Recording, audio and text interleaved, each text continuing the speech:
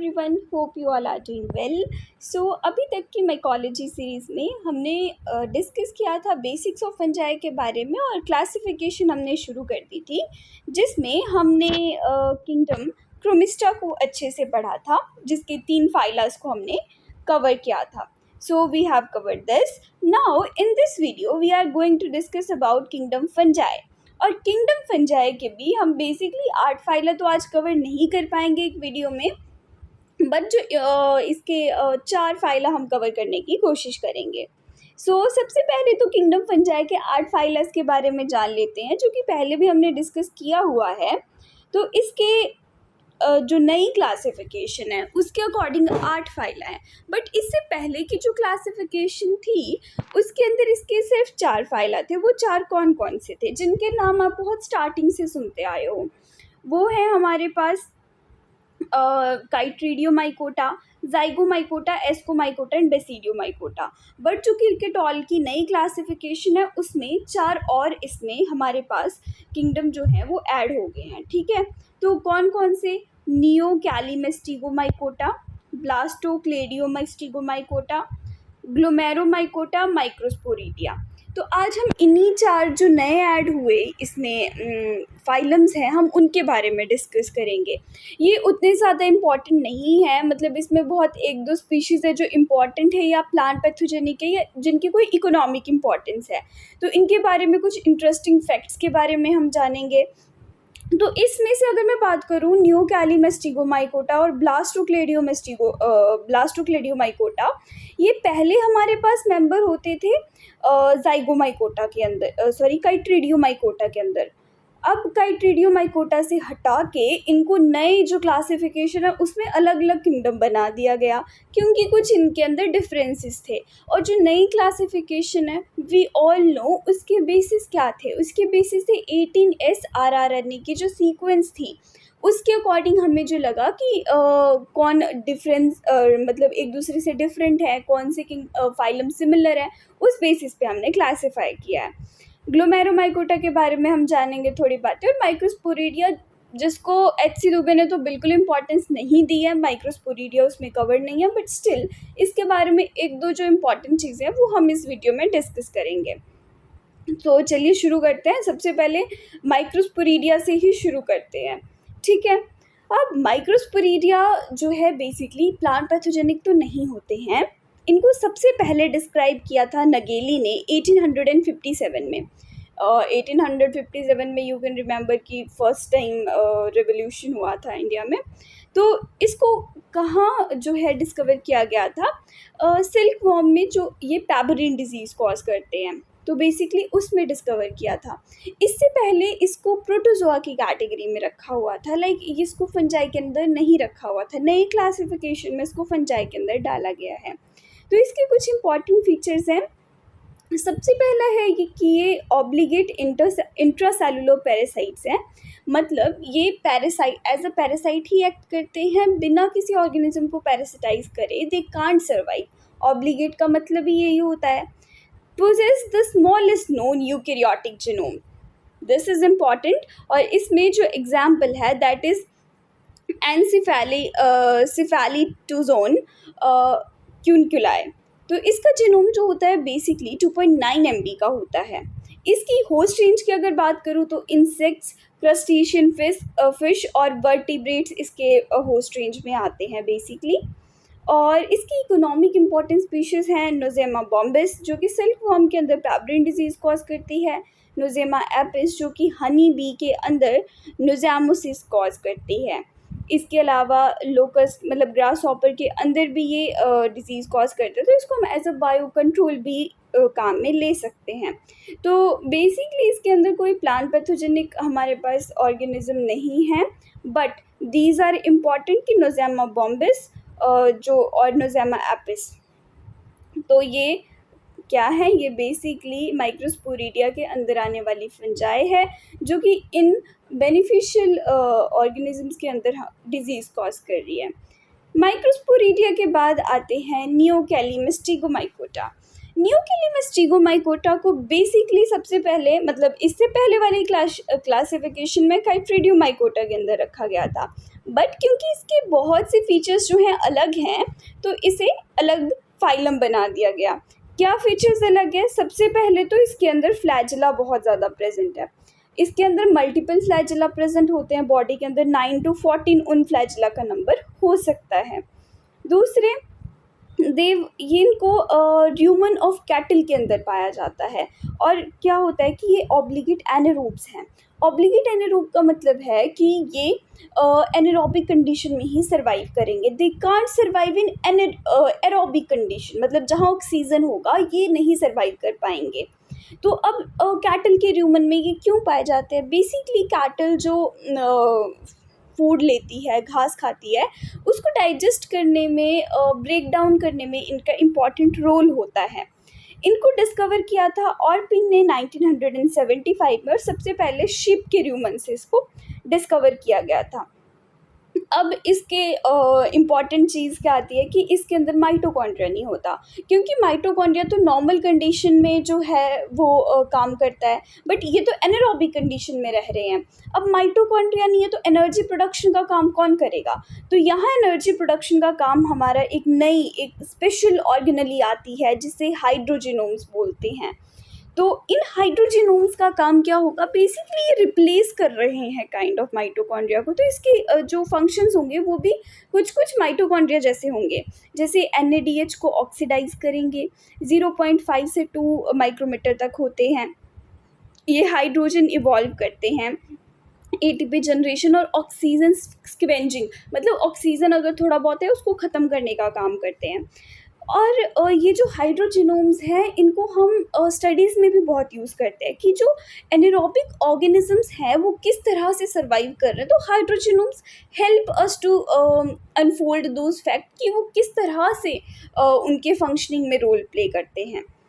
इसके अलावा ये पॉलीसेकेराइड्स जो हैं प्रोड्यूस करते हैं, जो कि एंजाइम डिग्रेड करते हैं, मतलब बेसिकली डाइजेशन में हेल्प कर रहे हैं।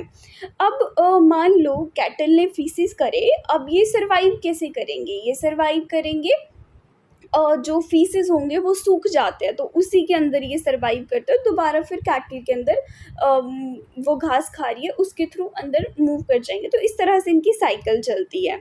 ठीक है, सेक्शुअल रिप्रोडक्शन में नहीं देखा गया है, ये उतने एडवांस नहीं है। तो लेट्स रिवाइज कि इसके इम्पॉर्टेंट पॉइंट्स क्या थे। सबसे पहला मल्टीपल फ्लैजिला, दूसरा ऑब्लिगेट एनारोब्स हैं, तीसरा हाइड्रोजिनोमन में प्रेजेंट है और उनके functions. These are very important points और इनको ह्यूमन ऑफ शिप से डिस्कवर किया गया था। तो चलिए बढ़ते हैं अगले किंगडम की तरफ। तो हमारा अगला किंगडम जो है वो है ब्लास्टोक्लेडियोमाइकोटा। ब्लास्टोक्लेडियोमाइकोटा का भी जो ज़ूस्पोर है उसके अंदर कुछ स्पेशल चीज़ें हैं। इनको ज़ूस्पोर की वजह से ही काइट्रीडियोमाइकोटा से अलग किया गया, और इसके अलावा 18S RRNA की जो सीक्वेंस थी वो तो रीज़न था ही। तो अब इसके ज़ूस्पोर में क्या स्पेशल बात है? जैसे वहाँ पे मल्टीपल फ्लैजिला थे, यहाँ पे एक अलग स्पेशल चीज़ है, वो है बाईपोलर जर्मिनेशन। बाईपोलर जर्मिनेशन का मतलब है कि इससे बेसिकली दो हमारे पास स्ट्रक्चर्स निकलेंगे, एक होगा हाइफा, दूसरा होगा राइजोइड। ये फैकल्टेटिव एनारोब्स हैं कि ऐसे तो ये नॉर्मली एरोबिक कंडीशन में रहना प्रेफर करते हैं, बट अगर एनारोबिक कंडीशन आ गई तो ये उसमें भी सर्वाइव कर लेंगे। अब इसमें सबसे इम्पॉर्टेंट और मेंबर जो आता है वो है एलोमाइसिस।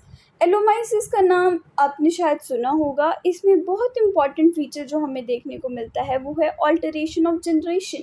ऑल्टरेशन ऑफ जनरेशन का मतलब है कि एक ऑर्गेनिज्म में हैप्लॉइड और डिप्लॉइड साइकिल हमें देखने को मिलती है, वो उसमें चेंज कर सकता है, इंटरचेंज कर सकता है। जब हम एलोमाइसिस के बारे में आगे पढ़ेंगे, डिस्कस करेंगे इस वीडियो में, तो हम समझेंगे कि कौन सी उसकी हैप्लॉइड स्टेट है और कौन सी डिप्लॉइड स्टेट है। इसके अलावा इसके की फीचर्स आते हैं। ये जो इनके की फीचर्स हैं इन्हीं से कॉम्पिटिटिव एग्जाम में मोस्टली क्वेश्चंस पूछे जाते हैं। तो इसके की फीचर में सबसे पहला आता है न्यूक्लियर कैप, या उसे राइबोसोमल कैप भी कहा जाता है। दूसरा, इसके भी माइटोकॉन्ड्रिया में थोड़ा सा डिफरेंस है, इसका जो माइटोकॉन्ड्रिया वो बहुत बड़ा है साइज़ में। और फिर आते हैं गामा पार्टिकल्स। अब गामा पार्टिकल्स बेसिकली क्या हैं? तो ये देखो, ये है हमारे पास माइटोकॉन्ड्रिया।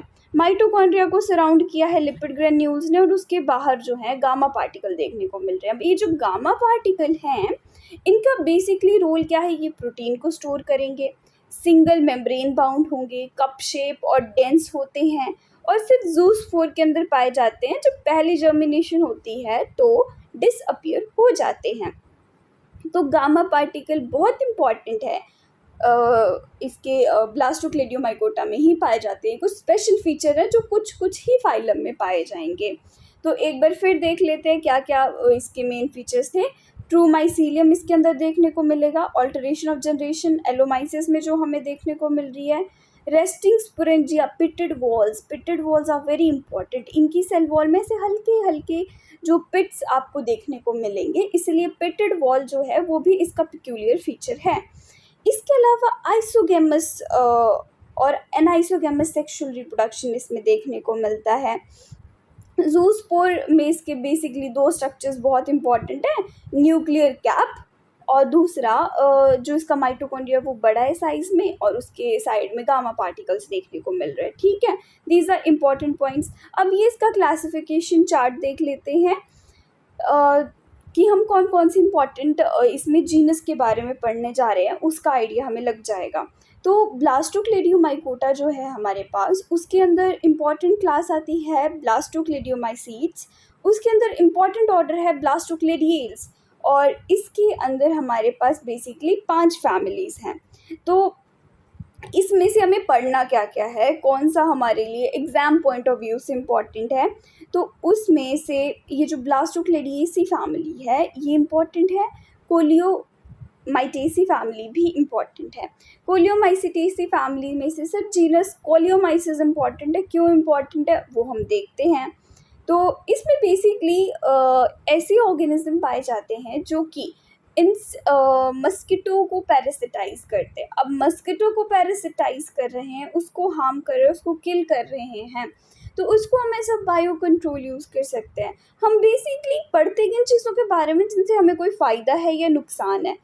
तो माइकोलॉजी में हम उन्हीं चीज़ों के बारे में ज़्यादा फोकस करके पढ़ रहे हैं, क्योंकि बाकियों से हमें लेना देना नहीं है जो हमें कोई फ़ायदा नुकसान नहीं कर रही। ठीक है, अब कोलियोमाइसिस से हमें हो सकता है कोलिमोमाइसिस इससे हमें फ़ायदा हो सकता है, तो हम इसके बारे में भी पढ़ेंगे।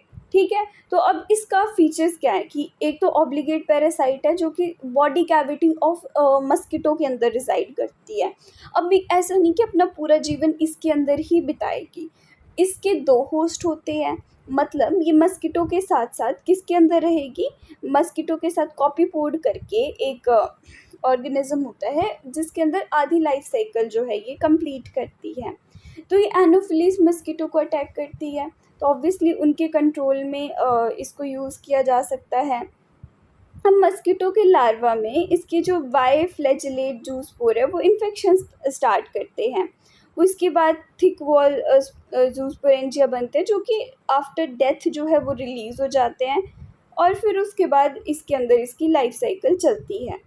ठीक है, तो इसमें इम्पॉर्टेंट क्या है, they can be used for the biological control of what of mosquitoes. और इसकी बेसिकली 2 स्पीशीज़ हैं, कोलिमोमाइसिस एनोफिलेसिका और इंडिका। ये दोनों स्पीशीज़ ज़्यादा इम्पॉर्टेंट है।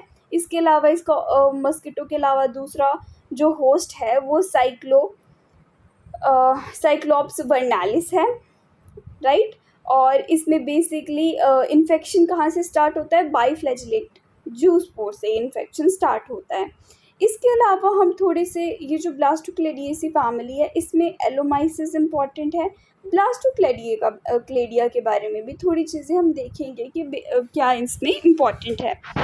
तो पहले एलोमाइसिस के बारे में देख लेते हैं। एलोमाइसिस इसलिए इम्पॉर्टेंट है क्योंकि इसमें ऑल्टरेशन ऑफ जनरेशन देखने को मिलता है और दूसरा ये कि इसको इंडिया से ही डिस्कवर किया गया था। किसने डिस्कवर किया था, E.J. बटलर ने डिस्कवर किया था।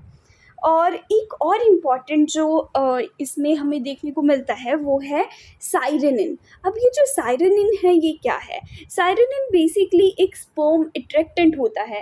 कैन यू इमेजिन कि फंजाई के अंदर, जिसके अंदर आप इमेजिन नहीं कर सकते, उसके अंदर भी ऐसे हार्मोन रिलीज हो रहे हैं जो कि स्पर्म को अट्रैक्ट करते हैं। मतलब वी कांट इमेजिन कि ये इतने एडवांस क्रिएचर्स हैं, but yeah there are features in these also. तो इसका कीमोटैक्टिक इन्फ्लुएंस होता है, जहाँ पे ये रिलीज़ होंगे वहाँ पे इसको सराउंड कर लेंगे स्पर्म्स, और वैसा ही इसके मेल्स के अंदर पैरिसिन प्रोड्यूस होता है, पर पैरिसिन की जो रेंज होती है वो शॉर्ट होती है कंपेयर टू साइरेनिन। तो एक तो ये इसमें इंपॉर्टेंट पॉइंट है। दूसरा ऑल्टरेशन ऑफ जनरेशन। अब ऑल्टरेशन ऑफ जनरेशन का मतलब है कि डिप्लॉयड और हैप्लॉयड दोनों स्टेज प्रेजेंट होंगी। अब डिप्लॉयड स्टेज कौन सी होती है? डिप्लॉयड स्टेज में स्पोरोथैलस होती है, जो कि गैमेटोथैलस में कन्वर्ट हो जाती है। गैमेटोथैलस हैप्लॉयड स्टेज है। गैमेट, गैमेट से you can relate, gamete haploid होते हैं, तो ये भी हैप्लॉयड स्टेज है, ठीक है। और दूसरा, इसमें जो मेल गैमेट होते हैं वो स्मॉल होते हैं और ऑरेंज कलर के होते हैं, फीमेल गैमेट कलरलेस होते हैं। सो ये कुछ इंपॉर्टेंट चीज़ें थी एलोमाइसिस के बारे में। इसके बाद हमारे पास अगला जो आता है ब्लास्टोक्लेडियला जीनस, भी इम्पॉर्टेंट है। ब्लास्टोक्लेडियला जीनस इम्पॉर्टेंट क्यों है? क्योंकि इसके अंदर एक मॉडल ऑर्गेनिज्म हमें देखने को मिलता है, और एक इम्पॉर्टेंट फीचर इसके अंदर देखने को मिलता है जिसे कहा जाता है इन्वायरमेंटल स्विच। मतलब ये इन्वायरमेंट के अकॉर्डिंग अपने जो मेटाबॉलिज्म है उसके अंदर चेंज कर सकता है। तो किस तरह का चेंज इसमें देखने को मिलता है? अगर नॉर्मल कंडीशंस हैं तो इसका जो स्पोरेंजिया होगा वो बहुत थिन वॉल्ड होगा, बट अगर बायोकार्बोनेट या यूवी का एक्सपोजर हो जाता है तो ये थिक कर लेता है इन्वायरमेंट से, हार्श इन्वायरमेंट से बचने के लिए। तो इसके अलावा ब्लास्टोक्लेडियला एमर्सोनी, इसको एज अ मॉडल ऑर्गेनिज्म हम यूज़ करते हैं for developmental and morphogenetic studies. So this is important with respect to genetics, like fungi is being used as a model organism, right? दूसरा कलर का कॉन्सेप्ट है थोड़ा इसमें। अब इसका ऑरेंज कलर और ब्राउन कलर देखने को मिलता है, ठीक है। अब ऑरेंज कलर कैरोटीन की वजह से आता है और ब्राउन कलर मेलानिन की वजह से आता है। तो अगर देखो ज़ूस्पोर के अंदर अगर बहुत कम गामा पार्टिकल होंगे तो ऑरेंज कलर का थैलाई हो जाता है, और हायर गामा पार्टिकल होंगे तो वाइट कलर का थैलाई हो जाता है। This is the important point to be remembered. इसके अलावा सेक्शुअल रिप्रोडक्शन इसमें भी हमें देखने को नहीं मिला है अभी तक। अब ये कोलिमोमाइसिस ही है जिसके बारे में हमने पढ़ा था। कोलिमोमाइसिस की वो मस्कीटो को वो करता है, इन्फेक्ट करता है। अब इसका जो साइक्लॉप्स फेज है इसको डिस्कवर किया था वेस्लर ने 1975 में, और इसमें जो है इसकी जो सेल वॉल है बेसिकली वो इसकी जो हाइफे है उसमें सेल वॉल नहीं होती है, और ये ओनली वॉललेस थैलस जो है पूरे किंगडम फंजाई के अंदर हमें देखने को मिलता है, सिर्फ यहीं पे देखने को मिलता है। तो ये था हमारा इम्पॉर्टेंट जो था विच किंगडम, ब्लास्टोक्लेडियोमाइकोटा। अब इसके बाद लास्ट किंगडम इस वीडियो का जो हम डिस्कस करने वाले हैं वो है ग्लोमेरोमाइकोटा। तो ग्लोमेरोमाइकोटा बेसिकली, ग्लोमेरोमाइकोटा का नाम सुनते ही आपके दिमाग में ग्लोमस जीनस आ जाना चाहिए। मतलब ये सिम्बायोसिस में रहते हैं, जैसे ऊपर हमने पढ़ा कुछ कोई ऑब्लिगेट एनारोब्स थे, कुछ थे, तो ये सिम्बायोसिस में रहेंगे। मतलब इन्हें अपना एक वो साथ में पार्टनर चाहिए, बट एक एक्सेप्शन है, जियोसाइफोन। जियोसाइफोन बेसिकली एंडोसाइनोसिस करता है, मतलब ये अपने अंदर जो है साइनोबैक्टीरिया को रखता है। ठीक है, ये इसकी एकमात्र एक्सेप्शन है। दूसरा, इसके अंदर सिनोसिटिक हाइफा हमें देखने को मिलता है। सिनोसिटिक मतलब एसेप्टेड मल्टीन्यूक्लिएट हाइफा। इसमें कुछ इंपॉर्टेंट स्ट्रक्चर्स बनते हैं, जैसे कि आर्बस्क्यूल्स बनेंगे प्लांट रूट्स में। आर्बस्क्यूल्स न्यूट्रिशन लेने का काम करते हैं प्लांट से, जैसे माइकोराइजा वगैरह जो आप पढ़ते हो वो इसकी ही टाइप्स होती हैं। लार्ज मल्टीन्यूक्लिएट स्पोर हमें इसमें देखने को मिलते हैं। अब इसके अंदर स्पेशल फीचर क्या है कि इसके जो स्पोर होंगे उनमें वॉल प्रेजेंट मल्टी लेयर्ड होते हैं, एक लेयर नहीं होगी, मल्टी लेयर्स होंगी, जिसके बारे में हम आगे पढ़ेंगे। और दूसरा, ये इसके सबसे इम्पॉर्टेंट चीज़ ये है कि ओल्डेस्ट फंजाई है। अभी तक जितनी भी हमने फंजाई पढ़ी या जितनी हम पढ़ेंगे, तो सबसे ओल्डेस्ट मानी जाने वाली फंजाई हमारे पास कौन सी है? ग्लोमेरोमाइकोटा है। इसकी 315 मिलियन ईयर्स पहले रिकॉर्ड माना जाता है कि उतनी ओल्ड है ये। और इसके अगर हम फॉसिल्स की बात करें तो इसके fossils more than 450 million year old हमें देखने को मिलते हैं। They are more closer to, मतलब एस्कोमाइकोटा और बेसिडियोमाइकोटा के ज़्यादा क्लोजर है, ज़ाइगोमाइकोटा के उतने ज़्यादा क्लोजर नहीं है। ये डायकैरिया के ज़्यादा क्लोजर इनको माना गया है। अब मैं कुछ स्ट्रक्चर्स के बारे में बात कर रही थी, तो ये जो 4 इम्पॉर्टेंट स्ट्रक्चर्स है ये हमें इसके अंदर देखने को मिलते हैं। इसमें सबसे पहले आर्बस्क्यूल्स आता है। आर्बस्क्यूल्स जो हैं, क्योंकि ये सिम्बायोसिस में रह रहे हैं, अपने एक पार्टनर के साथ रह रहे हैं और वो पार्टनर मोस्टली एक प्लांट है, तो उससे न्यूट्रिएंट जो एक्सचेंज है वो कैसे आर्बस्क्यूल्स के थ्रू होता है। आर्बस्क्यूल्स साइट ऑफ न्यूट्रिएंट एक्सचेंज है फंगस और होस्ट के बीच में। दूसरा, ये हाईली ब्रांच्ड है, ट्री लाइक हॉस्टोरिया बनाते हैं और मतलब रूट के अंदर जाके कॉर्टिकल सेल्स के अंदर से जाके न्यूट्रिशन ये लेते हैं। दूसरा इंपॉर्टेंट स्ट्रक्चर इसमें वेसिकल है। अब जो न्यूट्रिएंट इन्होंने लिए उनको स्टोर भी तो करना होगा, तो ये स्टोर करेंगे उनको ग्लोबुलर स्ट्रक्चर्स में, जिन्हें हम वेसिकल्स बोलते हैं, जो कि इंटरसेलुलरली और इंट्रासेलुलरली दोनों तरीके से बन सकते हैं, राइट। और इसके बाद स्पोरोकार्प्स आते हैं। जितने भी स्पोर्स हैं उनका जो एग्रीगेशन है प्लस पेरिडियम मतलब आउटर कवरिंग, उसे हम स्पोरोकार्प बोलते हैं। इसके बाद ऑक्सिलरी सेल्स आते हैं जो कि form by some genera after spore germination. कुछ ऑक्सिलरी सेल्स स्पोर जर्मिनेशन के बाद बन जाते हैं और कुछ जेनेरा में बनते हैं, तो आगे हम इनके बारे में पढ़ेंगे। अब ग्लोमेरुलोमाइकोटा का क्लासिफिकेशन चार्ट देख लेते हैं। तो इसके अंदर बेसिकली 4 इम्पॉर्टेंट ऑर्डर्स आते हैं। GDPA से आप याद रख सकते हैं।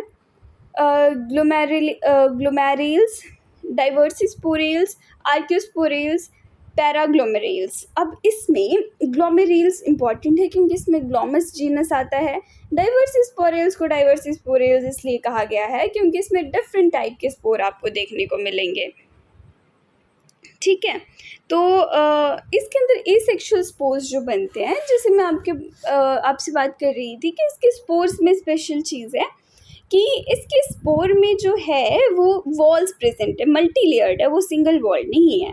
तो उसकी जो आउटर वॉल है उसको हम स्पोर वॉल कहते हैं, उसकी इनर वॉल को जर्मिनल वॉल कहा जाता है।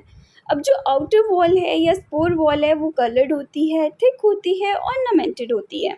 इसको याद कैसे रखेंगे कि वो कौन सी वॉल कलर्ड है, बाहर है तो मतलब इन्वायरमेंट का एक्सपोजर है, जैसे टैनिंग हो जाती है सन में निकल के, तो यू कैन रिमेंबर लाइक कि इसमें भी ये भी कलर्ड होती है हमारे पास। दूसरा, थिक होती है, बाहर के इन्वायरमेंट के साथ कांटेक्ट है तो थिक होना ज़रूरी है।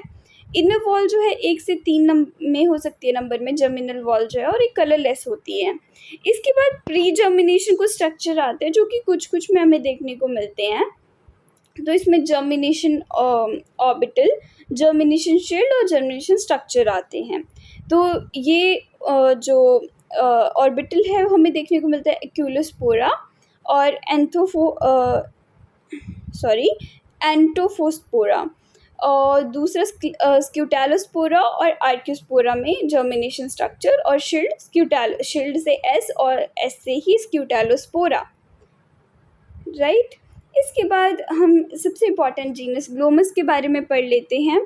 जितनी भी ये फंजाई होती हैं, आर्बेस्कुलर माइकोराइजा जो फंजाई होती हैं, इसमें 85 स्पीशीज़ आती हैं और ये ऑलमोस्ट 53% जो है वो इसी जीनस के अंदर आती हैं। ये वेसिकल बनाती है, इंट्रा और extra radical hyphae.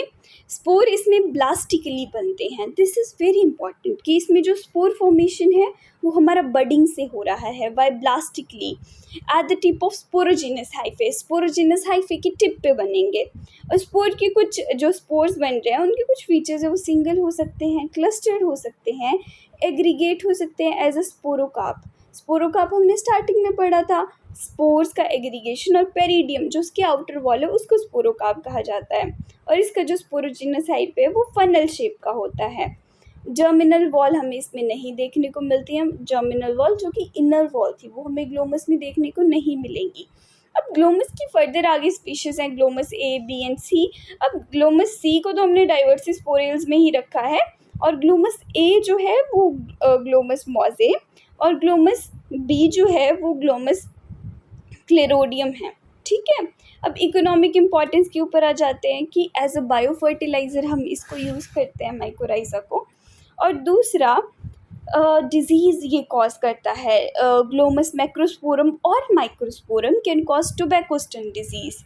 So this is all these are all the important points of these four phyla, sorry. And अगले वीडियोस में हम एक एक फाइला को डिटेल में डिस्कस करेंगे बिकॉज उनके अंदर ज़्यादा इन्फॉर्मेशन है जो हमें समझनी है, जाननी है, और I will try to cover that in a very interesting way. Hope you like this video, and if you have any suggestion, then write down in the comments. I would